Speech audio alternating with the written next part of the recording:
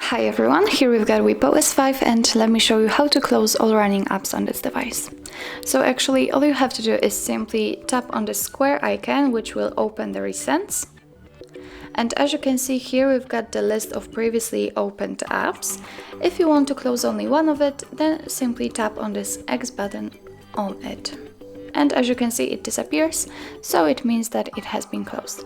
But if you want to close all of them, simply go to the very top of the list and click on Clear All. And as you can see, we just got back to our home page, so let's get back to recents. And as you can see here, we've got no recent items, so it means that we've successfully closed all running apps. So that's all. This is how to close running apps in your WIEPPO S5. Thank you so much for watching. If you find that this video was helpful, please hit the subscribe button and leave the thumbs up.